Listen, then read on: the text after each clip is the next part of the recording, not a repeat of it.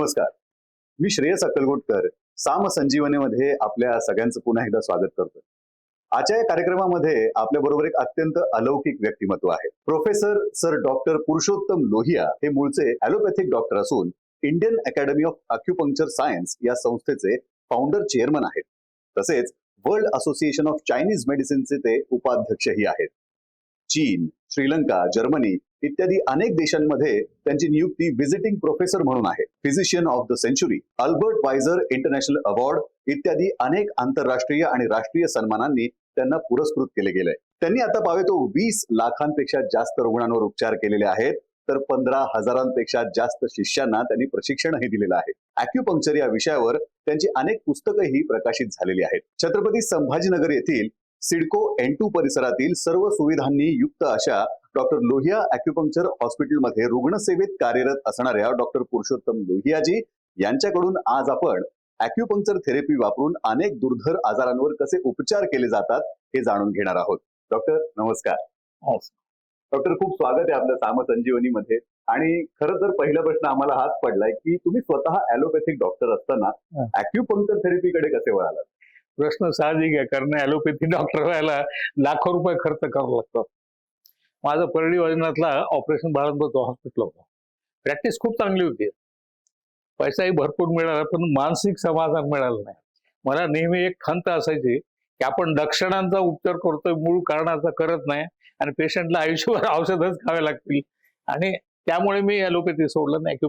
अच्छा, म्हणजे मानसिक समाधान किती महत्वाचं आहे बघा. आणि त्यामुळे डॉक्टर लोहियांनी हा ॲलोपॅथीचा सोडून अॅक्युपंक्चर थेरपीचा मार्ग निवडला आणि ह्याचा अनेकांना फायदा झालाय, हे काय वेगळं सांगायला नको. डॉक्टर, मग मला हा प्रश्न नक्कीच विचारायचा वाटतो की मग आता एवढ्या थेरपीज जेव्हा अवेलेबल आहेत, तर मग ह्या अॅक्युपंक्चर थेरपीचे काही विशेष फायदे आहेत का? सगळ्यात महत्वाचा फायदा म्हणजे याच्यात कुठलंच औषध नाही. अच्छा. कारण औषधाचे साईड इफेक्ट असतात. आपण ॲलोपॅथीमध्ये आम्ही जे औषधं घेतो ते केमिकल असतात, आणि केमिकल हे किडनीमध्ये फिल्टर होतं आणि लिव्हरमध्ये त्याचं मेटाबॉलिझम होतं, म्हणून त्याचे साईड इफेक्ट किडनी आणि लिव्हरवर होतात. मग पर्यायाने बरेच ऑर्गनवर साईड इफेक्ट होतात. याच्यात कुठलं साईड इफेक्टचा प्रश्न नाही, कारण औषधच नाही. दुसरं, इतर पॅथीच्या मानाने हे खूप स्वस्त आहे, कारण ह्याच्यात औषधाचा खर्च नाही. आणि सगळ्यात महत्वाचं हे की याच्यामध्ये आपण रोगाचं मूळ शोधू शकतो. जर अॅक्युपंक्चर करणारा एक्सपर्ट असेल, याची पेशंट पाहायची पद्धत पण वेगळी आहे, तर तो जर निष्णात असेल तर कुठलाही, ज्याला आम्ही ॲलोपॅथिक असाध्य रोग समजतो, अशा जवळपास सर्वच रोगांचा मूळ शोधून आम्ही मुळासकट उपचार करू शकतो. त्यामुळे पेशंटला आयुष्यभर औषध खायची गरज राहत नाही. हे खरं तर खूप म्हणजे आनंद आणि आश्चर्य दोन्ही मला एकाच वेळी झाल्यासारखं झालं. डॉक्टर, तुम्ही म्हणता की याच्यामध्ये कुठल्याही प्रकारचं औषध नाही, आणि मग ह्याचं तुम्ही निदान कसं करता? कारण अॅक्युपंक्चर थेरपीमध्ये मला हाच प्रश्न पुढचा पडतोय की रोगाचं निदान कसं केलं जातं आणि विना औषध उपचार नेमकं केलं कसं जातं? तर हा प्रश्नही चांगला आहे, कारण कुठल्याही क्लिनिकचा एक बोर्ड असतो, दवाखाना. म्हणजे आमच्या डोक्यातही घुसवलं गेलं की औषध खाल्ल्याशिवाय नीट होत नाही. अॅक्युपंक्चर प्रमाणे आपल्या शरीरामध्ये 14 मेरिडियन असतात, आणि जसं रक्त वाहतं रक्तवाहिन्यातून, तसं या मेरिडियन मधून आपली ऊर्जा वाहत असते. आपल्या त्वचेच्या खाली मेरिडियन असतं. आपण जसं रोडच्या खाली पाईपलाईन असते, पाईपलाईन ब्लॉक झाली तर आपण मॅनहोल उघडतो आणि तो कचरा काढतो. तसं हे जर ब्लॉक झालं, मेरिडियन मधली जी ऊर्जा आहे त्याच्यात जर काही ब्लॉकेजेस झाले तर बरेच रोग तयार होतात. पेन आहे, पॅरालिसिस आहे. तर अॅक्युपंक्चर पॉइंट हा मॅनहोल सारखा असतो, त्याच्यातून आम्ही निडल टाकून तो कचरा काढतो. आणि दुसरं जे सिस्टमिक डिसऑर्डर, म्हणजे हृदयाचे विकार, किडनीचे विकार, लिव्हरचे विकार, त्वचेचे विकार आहे, ते याच्यामध्ये पंचमहाभूतामध्ये जो असमतोल निर्माण होतो त्याच्यामुळे हे होत असतात. तर आम्ही पेशंटचं जीभ पाहतो, नख पाहतो, नाडी पाहतो, आणि आता लेटेस्ट टेक्निक आहे की अॅक्युग्राफ, म्हणजे कॉम्प्युटरवर चेक करतात की कुठल्या ऑर्गन मध्ये किती एनर्जी आहे. त्याचा फायदा हा, आणि पंचमहाभूताचा पण ग्राफ येतो, त्याचा फायदा हा की आज जे लक्षण आहेत त्याचं मूळ कारण कुठे आहे हे कळतं, आणि भविष्यात काय होऊ शकतं ते आधी कळतं. जसं एखाद्या डायबिटीसचा पेशंट आहे, तर जनरली डायबिटीस वाला किडनीचा प्रॉब्लेम येतो, किंवा हार्टचा येतो, डोळ्याचा येतो, नपुसकत्व येतं, बरेच प्रॉब्लेम येतो. तर ॲलोपॅथीत प्रॉब्लेम आल्यावर कळतं, इथे आपले प्रॉब्लेम याच्या आधीच कळतं की ह्या माणसाला पुढे भविष्यात हे होणार आहे. जसं ॲलोपॅथीत आम्ही जर तपासण्या करतो, MRI, एक्सरे, बाकीच्या, म्हणजे शेतात पिकाचा फोटो काढतो, पीक चांगलं आहे का वाळलंय. इथे आम्ही त्या पिकाला ज्या विहिरीचं पाणी जाणार आहे त्या विहिरीत पाणी किती ते पाहतो. विहिरीत पाणी कमी असेल याचा अर्थ पुढे पीक वाळणार आहे. म्हणजे रोग व्हायच्या आधी आम्हाला कळतं. अच्छा. हा. म्हणजे अतिशय मुळापासून कुठल्याही रोगाचं उच्चाटन करण्याचं थेरपी म्हणले की हा. ॲक्युपंक्चर. पण डॉक्टर सामान्यतः आता आम्ही जेवढे लोक माहिती आहेत आम्हाला, तर आमचं मत हे आहे की बाबा ॲक्युपंक्चर हा शब्द आम्ही जनरली पॅरालिसिस झाला म्हणजे अर्धांग वायू झाला तर त्या ह्याच्यात ऐकलाय. तर मला असं वाटतं की सुरुवात इथूनच करावी की अर्धांग वायू ज्याला लकवा मारणं म्हणतात त्यामध्ये ॲक्युपंक्चर थेरपी कशी काम करते. लकव्यात तर खूपच चांगलं आहे. लकवा बऱ्याच प्रकारचा असतो. जो सगळ्यात कॉमन आहे तो त्याला आपण अर्धांगवायू म्हणतो. म्हणजे वन साइडेड पॅरालिसिस. आपल्या मेंदू समजा डावीकडे रक्तस्राव झाला, समजा एखादा बीपीचा पेशंट आहे, बीपी खूप वाढला तर रक्तवाहिनी ब्रेक होते, रप्चर होते, रक्तस्राव होतो. किंवा ओल्ड एज मध्ये बऱ्याच वेळेला रक्तवाहिन्या गुठल्या तयार होतात, गाठी. त्याच्यामुळे मेंदूला काही भागाला पुरेसं रक्त पोहोचत नाही. तर आपण इकडं डावीकडे जर मेंदू प्रॉब्लेम असेल तर उजवी बाजू जाते, उजवीचा असेल तर डावी जाते. आणि ॲक्युपंक्चरच्या सिद्धांताप्रमाणे जर शरीर ओलं असेल आणि त्याला हवा लागली तर त्याच्यामुळे सुद्धा हा पॅरालिसिस होऊ शकतो. आपल्याकडे अर्धांग वायू हा शब्द आहे, हा ॲक्युपंक्चरचा कन्सेप्ट आहे. अच्छा. काही वायूमुळे हे होऊ शकतं. आणि असे पेशंट जेव्हा आमच्याकडे येतात, आता इथं संभाजीनगरला आपलं हॉस्पिटल आहे, आपले पूर्ण भारतात आहे, दिल्लीमध्ये, मुंबई, ठाणे, पुणे, कोल्हापूर वगैरे. इथं ह्याला जे आहे आपलं मायानगर, तर औरंगाबादला मेडिकल कॉलेजचे लोक जातात पॅरालिसिसचे. एक तर तो रिक्षावाला सांगतो काय साहेब काय को वहां जा रहे डॉक्टर लोहे के पास चलो, किंवा तिथे कोणीतरी मेडिकल कॉलेजमध्ये हॉस्पिटल मधलं कोणीतरी सांगतं जा डॉक्टर लोहेकडे. वा. त्यामुळे बरेच पेशंट आमच्याकडे फ्रेश केसेस मिळतात. अच्छा. आणि एकदम फ्रेश असेल, समजा 2-3 दिवसात पेशंट आला तर 2-3 दिवसात 99% नीट. उशिरा आला तर वेळ लागतो. हा. आता हा कॉमन पॅरालिसिस अर्धांगवायू. दुसऱ्या पॅरालिसिस मध्ये काही लोक तोंड वाकडं होतात. हा. आपल्याकडे तोंडावरून वारं गेलं म्हणतो आपण, तोंड वाकडं होतं. ॲलोपॅथीत त्याला बेल्स पॉल्सी म्हणतो आम्ही. ही सुद्धा फ्रेश केस असेल. तसं माझ्याकडे हैदराबादला एक मुलगी आहे, तिने डोक्यावरून स्नान केलं आणि पंख्याच्या खाली वाळत बसली. मी आता जे बोललो की अंग ओलं असेल आणि हवा लागली की ती तोंड वाकडा झाला असेल लगेच. तर ती दुसऱ्या दिवशी माझ्याकडे आली आणि फक्त 20 मिनिटाच्या ट्रीटमेंटमध्ये 100% नीट झाले. वा. तिसरा पॅरालिसिस म्हणजे ऍक्सिडेंट जे होतात त्यात पाठीचा मणका मोडतो, स्पायनल कॉर्ड डॅमेज होतो आणि त्यामुळे दोन्ही पाय जातात. जर इथं मणका मोडला तर दोन्ही हात आणि दोन्ही पाय पण जातात. हो. आणि जर पाठीत खाली मोडलं तर दोन्ही पाय जातात आणि लघवी, शौच आणि सेक्स हे तिघाचं कंट्रोल जातो पूर्ण. त्याला म्हणतात पॅराप्लेजिया. तर आमच्याकडे आपल्या गंगापूर आहे, आपल्या संभाजीनगर जवळ. गंगापूरचा एक 32 वर्षाचा माणूस, किराणा दुकानदार, मोटरसायकलचा ऍक्सिडेंट होऊन पडला आणि T12 12व्या मणक्याचे 6 तुकडे झाले. इथे एका हॉस्पिटलमध्ये ऍडमिट झाला. ते म्हणले आम्ही तुकडे जोडून देऊ, ऑपरेशन करू, पण हा चालू शकणार नाही कारण स्पायनल कॉर्ड डॅमेज झाला. मग तो माझ्याकडे आला इथे सिडकोच्या क्लिनिकला. मी त्याला म्हणलं की अकॉर्डिंग टू नॉन सायन्स तू नीट होऊ शकत नाही, पण अकॉर्डिंग टू डॉक्टर लोहिया आम्हाला फक्त 10%च माहिती आहे. जे माहिती त्याला आम्ही सायन्स म्हणतो. 90% माहितच नाही त्याला आम्ही बोगस म्हणतो. पण अकॉर्डिंग टू मी तू नीट होऊ शकतो, मी प्रयत्न करेल. आणि बिलीव्ह मी, फक्त एका आठवड्याच्या उपचारात दोन्ही पाय चांगले झाले, लघवी संडासचा कंट्रोल आला आणि नंतर तो दुसऱ्या पेशंटला सपोर्ट देऊन क्लिनिक मध्ये आणला. आपल्या गंगापूरचाच पेशंट आहे. तर आमची दोन इथं संभाजीनगरला आम्ही 8 जागतिक परिषदा घेतल्या, कारण पूर्ण जगात मी उपाध्यक्ष आहे. तर एका परिषदेत याला आम्ही पेशंटलाच प्रोड्यूस केलं होतं की मी भाषण देण्यापेक्षा पेशंटनी स्वतःच्या रोगाबद्दल बोलायचं. तर त्यांनी सांगितलं की असं झालं, माझं डॉक्टर लोहियांनी नीट केलं. तर आमच्या परिषदेला पूर्ण जगातून लोक आले होते, चायना, जपान, इंग्लंड. चीनच्या एका डॉक्टरने त्याला विचारलं की कॅन यू लिफ्ट वेट, पाठीवर वजन उचलता येतं. तो म्हणला मी किराणा दुकानदार आहे, आधी 70 किलोचं उचलत होतो, आता माझा ऍक्सिडेंट झाला, मणका मोडला, पॅरालिसिस झाला. डॉक्टर लोहियाच्या ट्रीटमेंट नंतर मी पूर्ण नीट झालो. आता 120 किलो पाठीवर उचलू झालो. क्या बात आहे, क्या बात आहे. लकव्याचे सगळेच प्रकार आम्ही नीट करू शकतो.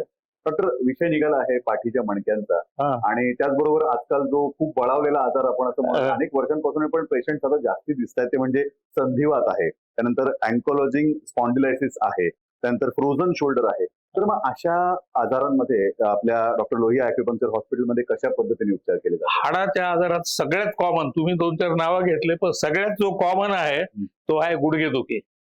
कारण 35-40च्या पुढे वय गेलं की गुडघ्यात जे वंगण असतं ज्याला आम्ही सायनोइड फ्लुइड म्हणतो त्याचं प्रमाण कमी होत जातं आणि दोन ह्याच्यामधलं वंगण कमी झाल्यामुळं बसताना उठताना मांडी घालताना हाडाला हाड घासतं खूप त्रास होतो.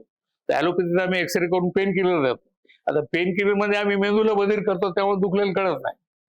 मी ॲलोपॅथी सोडायचं हे पण एक प्रमुख कारण आहे की पेन किलर द्यायचं म्हणजे काय की घरात कोबरा निघाला साप तर त्याला धरण्याच्या ऐवजी किंवा मारण्याच्या ऐवजी आम्ही सांगायचं डोळे बंद करा म्हणजे साप दिसणार नाही. तर मला वाटलं हे तर आपण मूर्खपणा आहे असं होतं म्हणून ॲलोपॅथी त्यासाठी सोडले.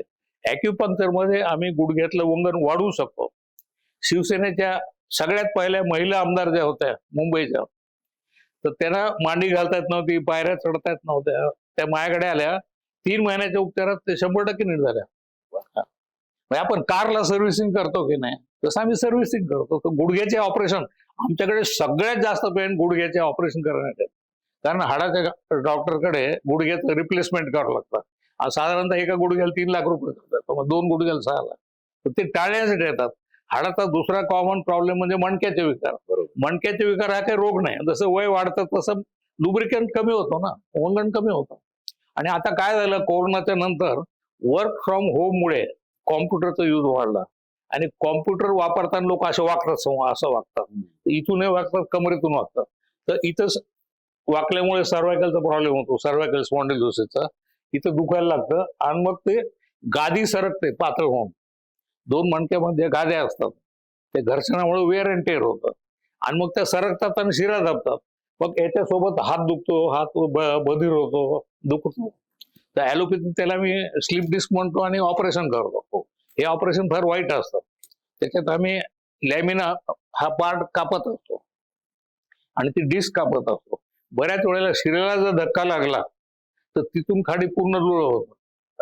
माझ्याकडे पुण्याला एक पेशंट आला होता, तिथल्या सगळ्यात मोठ्या हॉस्पिटलमधून नाव घेत नाही मी, त्याचा हात दुखतो म्हणून ऑपरेशन केलं आणि तो पूर्ण इथून खाली पूर्ण लुळा झाला. हा पुण्याला त्यावेळेला माझं शिबिर होतं पुण्याला हॉटेलमध्ये, माझ्याकडे घेऊन आले ते कारण ॲलोपॅथीत काहीच करत नाही. मी म्हणलं प्रयत्न करू, गॅरंटी 1% सुद्धा नाही, प्रयत्न करणं माझ्या हातात. आणि गंमत सांगतो म्हणजे पूर्ण लुळा तिथून खाली आणि म्हणजे सर्जरीचं कॉम्प्लिकेशन असल्यामुळे चान्सेस खूप कमी होते. तर 4 दिवसात तो हाताने केळं खाऊ लागला, 6व्या दिवशी चालायला लागला आणि 10व्या दिवशी हॉटेलमधून गायब झाला. संध्याकाळी आल्यावर मी ते खूप रागावलो. तर तो म्हणला सर सर सर मी पोहायला गेलो होतो. म्हणजे या केसवर मी सुद्धा विश्वास ठेवू शकत नाही. म्हणजे इतकं याच्यामध्ये आहे. आणि कंबरदुखी झाली, कंबरदुखी त्याच्यानंतर त्याला आम्ही लंबर स्पॉन्डिलोसिस म्हणतो आणि नंतर कमरेत सुद्धा गादी सरकते. जे लोक समोर वाकून काम करतात, जसं आपल्याकडे भारतामध्ये बायका किती शिकल्या तरी घरचं काम करावं लागतं कारण बायकांचे सगळे कामं वाकायचे असतात किंवा पुरुष जे ट्रॅव्हलिंग जास्त करतात त्यांची कमरेतली गाद्या मणक्यामधली गाद्या खराब होतात. त्याला म्हणतो लंबर स्पॉन्डिलोसिस. नंतर स्लिप डिस्क. तर कमरेत जर स्लिप डिस्क झाली तर नंतर पायाच्या शिरा दबतात, त्याला मी सायटिका म्हणतो. तर याच्यासाठी सुद्धा ॲलोपॅथीत आधी पेन किलर म्हणजे कोबरा पाहून डोळे बंद करणे आणि नंतर मग ऑपरेशन. तर ह्याचे आमचे लोक आधी हाडाच्या डॉक्टरकडे जातात, ते MRI करतात, एक्सरे करतात, त्यांनी ऑपरेशन करायला सांगितलं की आमच्याकडे येतात. मला स्वतःला कमरेमध्ये स्लिप डिस्क झालं होतं, L4, L5 आणि L5 असून हैदराबादच्या विमानतळावर अक्षरशः कोलॅप्स झालो मी. मला उठताच येईना. 4 लोकांनी फ्लाईटमध्ये टाकलं, 15 दिवस व्हीलचेअरवर होतो, मला उभंच राहतात नव्हतं. मी 100% चांगला आहे विदाऊट ऑपरेशन. तर आमच्याकडे लोक गुडघ्याचं ऑपरेशन टाळण्यासाठी, मानेचं ऑपरेशन टाळण्यासाठी, कमरेचं ऑपरेशन टाळण्यासाठी आणि आता कोरोना मध्ये काय झालं की बऱ्याच लोकांना स्टेरॉइड खूप देण्यात आले, त्यामुळे खुब्याचं जे हाड असतं हेड ऑफ फिमर ज्याला आम्ही म्हणतो तर ते खराब होतं, त्याला आम्ही एव्हॅस्क्युलर नेक्रोसिस म्हणतो ॲलोपॅथीत आणि त्याच्यात सुद्धा तो खुबा बदलावा लागतो, हेड ऑफ फिमर बदलावं लागतं. तर आता कोरोनाच्या नंतर हे ऑपरेशन टाळण्यासाठी आमच्याकडे खूप सगळ्या सेंटरला, मुंबईला, दिल्लीला, ठाण्याला, पुण्याला भरपूर, आणि हे पण ऑपरेशन आम्ही टाळू शकतो. दुसरं संधिवात. ॲलोपॅथीवर संधिवात हा नीट न होणारा रोग आहे, त्याला ऑटोइम्युन म्हणतो आम्ही. बरोबर. आमच्याकडे संधिवाताचे 90% पेशंट जवळपास पूर्णपणे नीट होतात आणि माझे बरेच पेशंट ॲलोपॅथीचा मी RA टेस्ट करत असतो, रुमॅटॉइड आर्थरायटिस टेस्ट.